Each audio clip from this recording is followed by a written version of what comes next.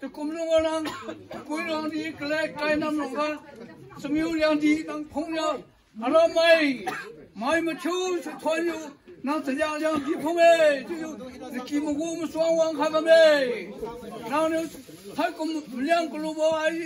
กุมสามมาชูท้อนเลยอยู่มาราชาเจ้ามาชนอยู่ตัวเดียวมาอยู่เลี้ยงสังเลยดีบ้างเลยเลี้ยงสามมาดีบ้างเลยเฮ้ยอารมณ์น่าลุ้นนังมาเชื่อเรื่องตัวมุกุมสว่างวังมาเชื่อถอยกุยมาปีปะขลุ่เฮ้ยอารมณ์น่าลุ้นเยอะน้ำเชื่อเปียวดูสมิวเลี้ยงดีลูกบ่ปานุขบวนสีกดีมาปีปะขลุ่ไม่ชอบ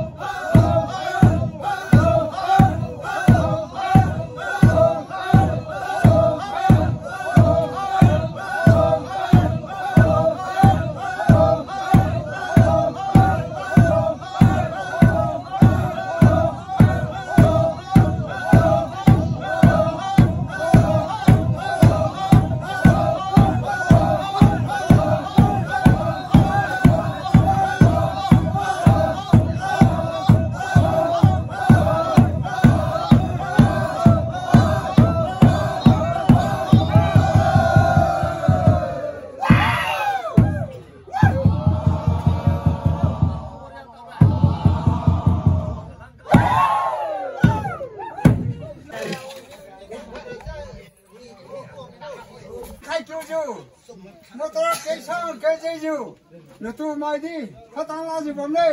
ก็เลยช่างใครลงก็ชนะนั่นเลยแต่ก็ไม่ใช่เลยก็มาเลี้ยงมาจากช่างที่อยู่แบบนี้เสียเดียวน้ำหนามันเนี่ยนตัววันนี้กี่วันใจก็ทนช่างทนใจจะมาก็ซ้อนอยู่แต่ก็ไม่ใช่เลยก็แบบนี้เฮ้ยถอยพุ่งอยู่มาเราสาธิตมาเลยแต่ก็ไม่ใช่เลยก็เกี่ยช่างเกี่ยอยู่นั่นมาเลี้ยงมาจากช่างที่อยู่แบบนี้โอ้ก็ฉันจะเรียกฉันกูก็ทนก็ไม่ใช่ว่าKetibo, kita kami hamil halu lagi.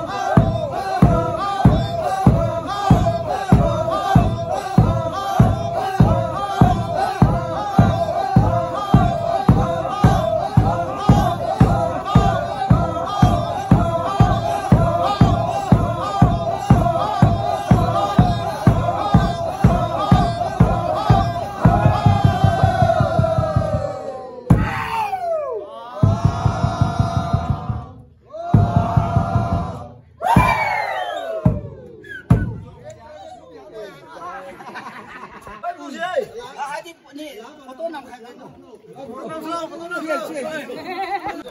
nó này tôi cũng xin được à lính khai chưa biết tiếng nó có lấy cái bằng hay gì vui chứ tôi cũng xin được mà nếu mà ra唱sinh nhiều bom đây cái này sang luôn cái xin nhiều nó tôi mai đi tăng lên chứ bom đây xin nhiều nó mà ra sao chú mà tôi cũng xin được nó có liên bang đi nó có qua hi nó đi vui chứ kinh ca chứ bom đây xin nhiều nó tôi mai đi hi là chứ bom đây xin nhiều thôi không chứ mà ra sao chú mà tôi cũng xin được nào nếu mà nếu mà ra sang sinh nhiều nó tôi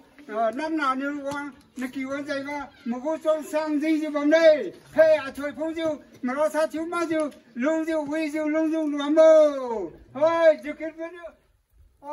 chân của mình cô mình làm mình thật cái lúc cô quá là không có mấy cái gì mà không họ luôn là chú ơi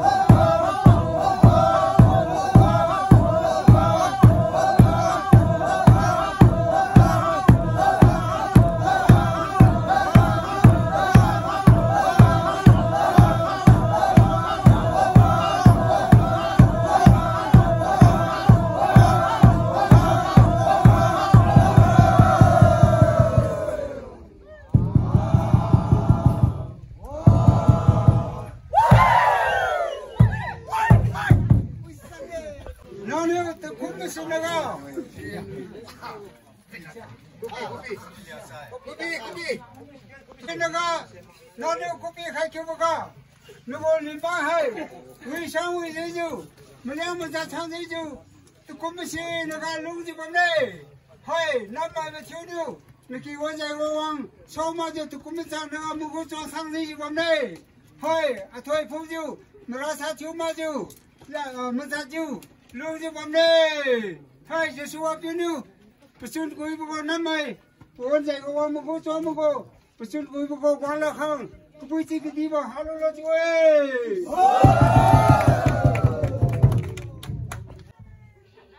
Chisik, koi meron di paksi hai, English meron na wild apple. Mesti lunda kari, hai puno hai tu, komen deh ibu ramo. Moi kisah, moi koi long di ge, wild apple sih am caw.